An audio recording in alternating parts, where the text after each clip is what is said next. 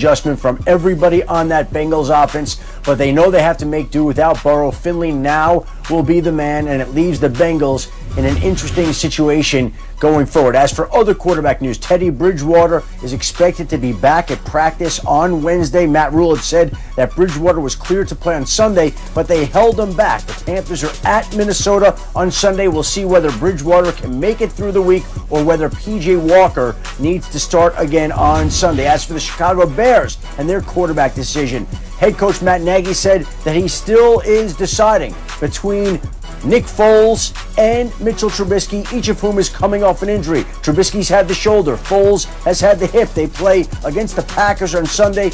With both working through the injuries, we'll see how the reps line up at practice. And Kyler Murray was throwing off to the side at practice today. The Cardinals were back at work on a Tuesday because they're coming off the Thursday night loss in Seattle against the Seahawks. They're getting ready for the Patriots on Sunday. Murray, despite hurting his shoulder on Thursday night, said he does expect to play against the Patriots. We'll see how much that shoulder injury hinders him on Sunday, Laura. Heading into Week 12 is just like a ton of quarterback news. I love it. All right, let's get to another quarterback, Carson Wentz. The Eagles QBs struggled lately.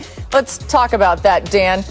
We'll get to you in a minute. We're going to. The Eagles clamoring for an obviously winnable NFC East. People are starting to wonder, would they make a change at quarterback as Wentz has nosedived in production? Could we see Jalen Hurts? Doug Peterson doesn't like the question.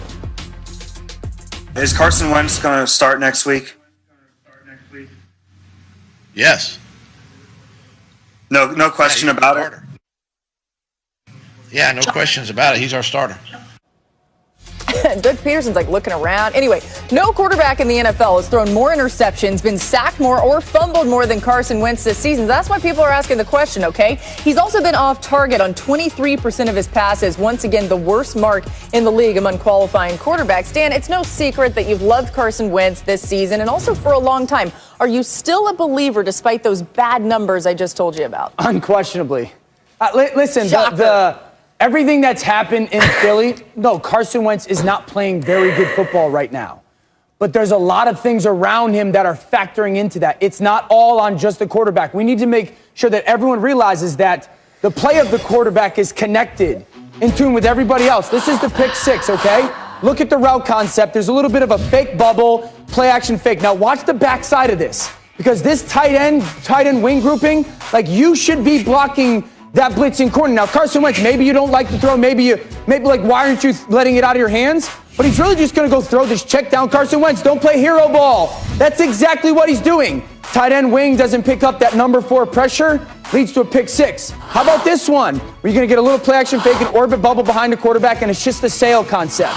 And you're going to get a looping defensive end. Now, first of all, offensive line, get that looping defensive end so he's not in my face. I got to make the decision now, but I see Greg Ward is going to run that corner up, but I want to hold him up because that flat defender's got his shoulder square to me. I want to throw it right on his back shoulder. See it the same way as me, receiver. I'm going to let it go because I have to. Looper's in my face. Greg Ward keeps running to the sideline, almost an interception. Everyone goes, well, Carson Wentz stinks at quarterback. So listen, he has to become better. Yes, he has not played well this year. But I'm telling you, 35 throws on Sunday. There were 2 poor moments as a quarterback. 2 moments where I go, that's on the quarterback. That's just a bad read, a bad throw. So he has to play better, yes, but everything around him needs to get a lot better in Philadelphia. Why are we having this conversation on the day where it's just me and Dan, and I don't have someone else to back me up? Exactly. I'll back you up. It feels like this was planned, if I'm being honest. It also feels like I've never been a parent, but I have been a teacher, and I feel like I'm having a parent-teacher conference, and I just called the parent in, and I have to gently explain why their student is failing. And I'm going to do my best to do it gently because Dan Orlovsky is my beloved friend and colleague. Look, you're right about something, Dan. It's not even close to all being Carson Wentz's fault. Like, okay. I've watched this Eagles offense closely, and it is a tornado of suck, which is a redundant phrase, but I feel it's an accurate one. The play calling stinks. The protection stinks. Obviously, he's got a lack of weapons. But he makes it so much worse, and this safety is a good example of why. First of all, the fact that they're even here in this situation, they ran 2 stupid run plays on 1st and 2nd down. Jason Peters struggled terribly all game. Olivier Vernon just falls into his lap, didn't get help. But Wentz, it's your 5th year, man. You got to throw the ball away. You know, it's situational football. You can't take the safety here. And I think it's an illustrative example, Dan, because, like I said, it's not all of his fault. But he is making it worse. Wentz has 33 sacks. My friend Sheil Kapadia tweeted this, where he's held on to the football for 4 seconds or longer. No other quarterback in the NFL comes close to that. I don't know if it can be fixed. I really don't. And I'm not putting all the blame on him. I want to be perfectly clear about that. But I do know that he is making a bad situation worse. Well, first of all, Dan Orlovsky could have helped Carson Wentz this season. Let me just say that, okay? Boom. We're lucky to have Dan on NFL Live, not on the Eagles coaching staff, but he could have been a big help there. Number 2, it's amazing to me that we're talking about whether Carson Wentz should keep his job, that Doug Peterson has asked that. I know he hasn't played well, but this is the former number 2 pick, a guy they've given an awful lot of money. They've made a big financial commitment to. He's played well in the past, and now they want blood in Philadelphia. And we're talking about whether Carson Wentz should be keeping his job, which in and of itself talks about the fact that there's a problem. And the fact, on number 3, anytime Mina King used the phrase tornado of suck on NFL Live, we've got a victory here.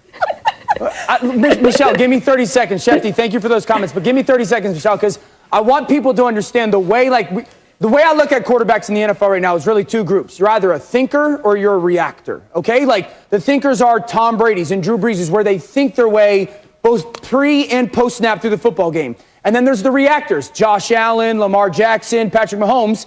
But Patrick Mahomes he's both. He's a both guy. Now, Carson Wentz, I think, is a both guy. Thinker really before the snap, reactor after the snap. They need in Philly to make sure that when he is in the reacting phase, that they let him play ball. They got to let him play ball. But when he's in the thinking phase, there needs to be a clarity with his thought process. Carson, on 3rd and 3, when we motion Alshon Jeffrey over and he's got a quick out, I need to know why you did not look there. And that's fair. And Gary Kubiak.